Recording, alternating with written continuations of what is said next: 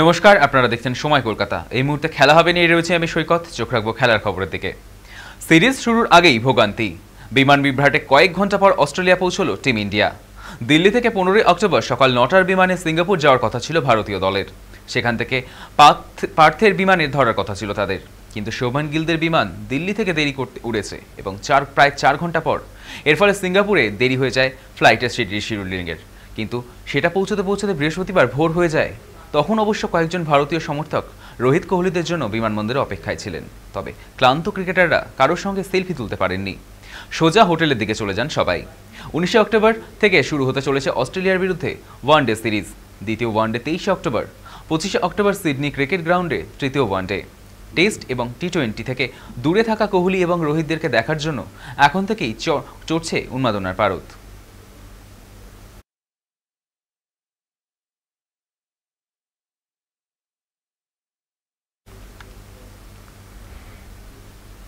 ইডেনের রঞ্জি ট্রফির পয়লা দিনেই সামি প্রমাণ করলেন যে তিনি ফুরিয়ে যাননি। শেষ সেশনে তার দাপটেই উত্তরাখণ্ডের প্রথম ইনিংস গুটিয়ে যায় 213 রানে। জবাবে ব্যাট করতে নেমে বাংলা স্কোর 1 উইকেটে 8। প্রথম বলেই ফেরেন ক্যাপ্টেন অভিমন্যু ঈশ্বরন। ফিটনেস নিয়ে আগারকার কোনো খবরাখবর রাখেননি। বুধবারই নির্বাচক মণ্ডলী চেয়ারম্যানকে বিঁধেছিলেন সামি। সেজন্যই এই ম্যাচে আকর্ষণের কেন্দ্রে চলে আসেন তারকা পেসার। টস জিতে এদিনের ফিল্ডিংয়ের সিদ্ধান্ত নেয় বাংলার অধিনায়ক অভিমন্যু। হয়তো অনেকেই ভেবেছিলেন বলে আগুন ঝরাবেন সামি, কিন্তু প্রথম স্পেলের 4 ওভারে রীতিমতো বিবর্ণ দেখা যায় তাকে। পরে ছোট ছোট 3টি স্পেলে থাকেন উইকেটহীন, কিন্তু শেষের দিকে সামি আবারও প্রমাণ করলেন form is temporary, class is permanent. ব্যক্তিগত 15তম ওভারে সামির আগুনেই ছাড়খাড় উত্তরাখণ্ডের টেলরানরা। ওভারের দ্বিতীয় ডেলিভারিতে দুরন্ত ইনস্রুতে তিনি বোল্ড করেন জন্মেজয়ের জোসেকে। পরের বলে কট বিহাইন্ড রাজন কুমার। তখন হ্যাট্রিকের স্বপ্ন জেগেছিল, কিন্তু তা পূরণ হয়নি। তৃতীয় বলটা ডট হয়। অবশ্য পরের ডেলিভারিতেই দেবেন্দ্র বোরা বোল্ড। শেষে উত্তরাখণ্ডের ইনিংস চটজলদি দাড়ি টানেন সামি।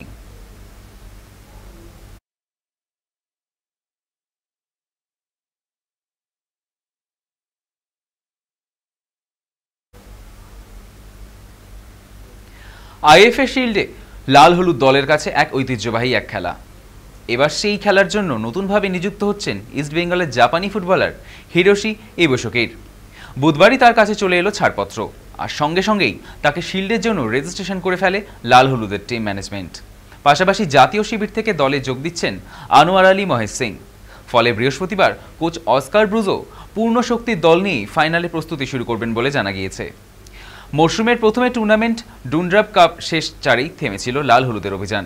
এরপর ঘরোয়া লিগ চ্যাম্পিয়ন হয় রিজার্ভ দল। তবে স্প্যানিশ কোচের প্রশিক্ষণে সিনিয়র দল এখনও সাফল্যের মুখ দেখেনি। তাই শনিবার শিল্ড জয়ের মধ্যে দিয়ে সেই খরা কাটাতে মরিয়া কোচ অস্কার ব্রুজো।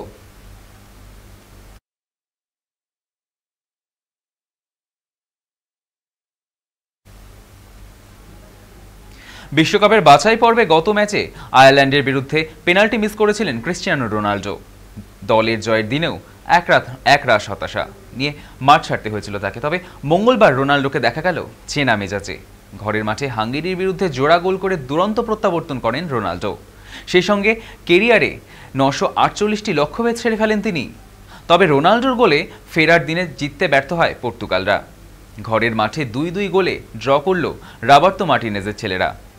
মঙ্গলবার জিতলেই 2026-এর বিশ্বকাপের টিকিট নিশ্চিত করতেন তারা। তবে সেই অপেক্ষা আপাতত কিছুটা বাড়ল। আপাতত 4 ম্যাচে 10 পয়েন্ট নিয়ে গ্রুপ এফতে শীর্ষস্থান ধরে রেখেছে পর্তুগাল। এদিকে ইউরোপের প্রথম দেশ হিসেবে 2026-এর বিশ্বকাপে টিকিট নিশ্চিত করল ইংল্যান্ড।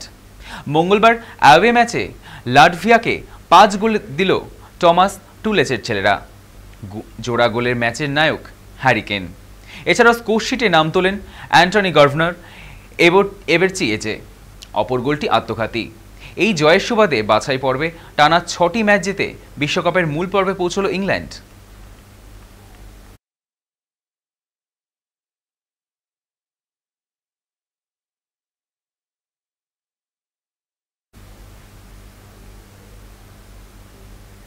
2030 সালের কমনওয়েলথ গেমসের জন্য সরকারিভাবে বিড জমা দিয়েছিল ভারত, কিন্তু ভারতের আগামী কমনওয়েলথ গেমসের জন্য আহমেদাবাদকে নির্বাচিত করা হলেও তা ভারতেই হবে কিনা সেই বিষয়ে নিশ্চিত করে কিছু জানা যায়নি।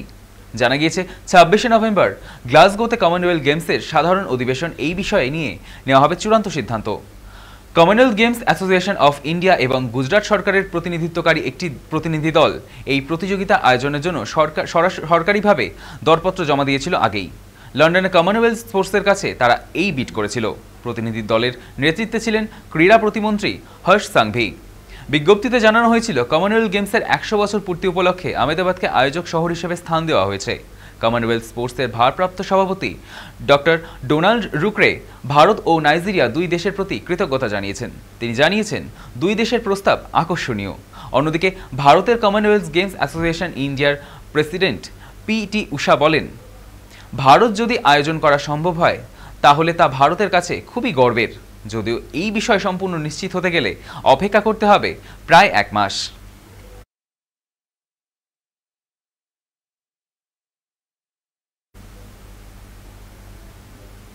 খেলা হবে এখনকার মতো এই পর্যন্তই। দেখতে থাকুন সময় কলকাতা, সময় বলবে সময়ের কথা।